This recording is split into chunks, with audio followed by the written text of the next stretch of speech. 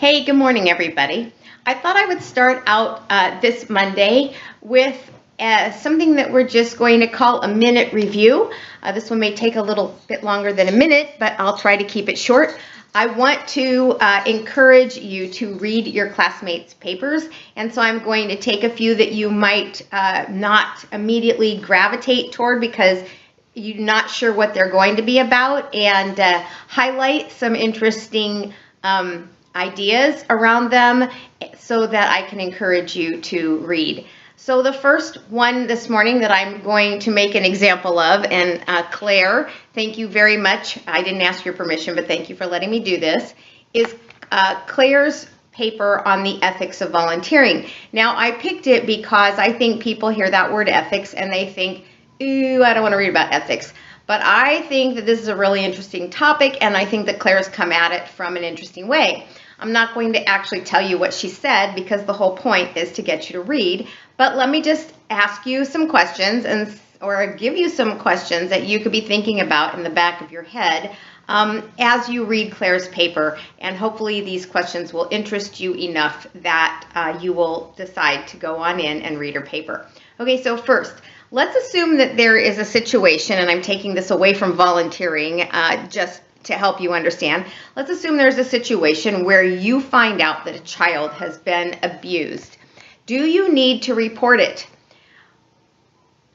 So here's the thing. Ethics are different than morals. Morals are things that are, good morals. They have good morals. They behave well. They do things that are right and not wrong. Bad morals are the opposite. Ethics, that word ethics, actually means sets of rules that apply in certain situations. So the situation of volunteering is its own situation, and I think one of the things that Claire looks at, even though she didn't spell it out this way, is whether or not there are special ethics that we should keep in mind as we are thinking about whether we should volunteer and so forth. So going back to my example that has nothing to do with volunteering, should you or should you not report if you find out that a child was abused? Well, as I said, ethics depends on your situation. If you are a teacher and you find out that a child was abused, your ethical obligation is to the well-being of the student, and you absolutely must report. In Arizona, it happens that they've made that a law. In some other locations, it may not be a law, but it's still an ethical duty that a teacher has for the well-being of their students. If, however, you are a lawyer and that person happens to be your client, then even though you may know because they admitted that they in fact did abuse the child, you have a duty to the client of confidentiality, and you may not report.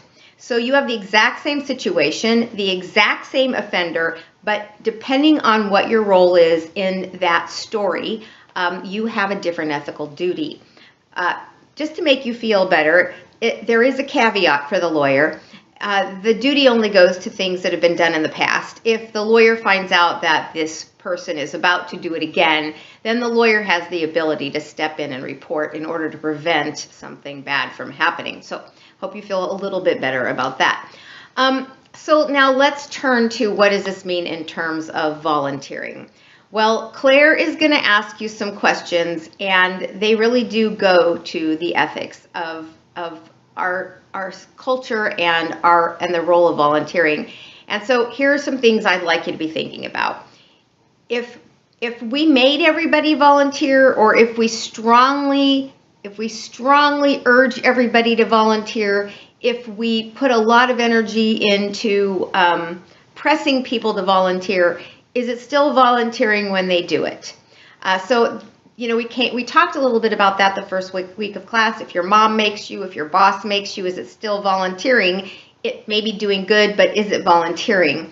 And although I don't think Claire is saying we should force anybody to volunteer, she is certainly beating the drum for setting up society in a way that you could say encourages, or you could say pressures people to volunteer. And she's going to tell you some interesting facts about how many people actually do volunteer and what their demographics are, and I think you'll find that interesting.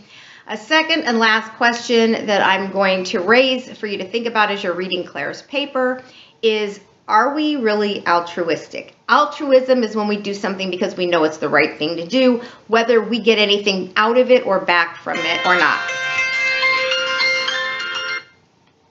I do some things that are the right thing to do even when I don't want to do them.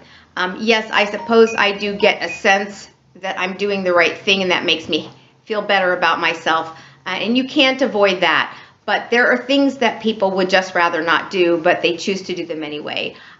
Is volunteering one of those things that even if we don't feel like spending our time that way, that we should do anyway, not because somebody makes us, but because that's what our obligation is as a human being? Should we be altruistic about this? So I don't know the answer to that question, but I am curious about your answer to that question. And maybe some of you will put your answers to those questions as a comment to Claire's paper. Claire, thank you so much for letting me, even though I didn't ask you, make an example of your paper. I think it's very interesting, and I'm looking forward to reading everybody else's papers. Have a great week.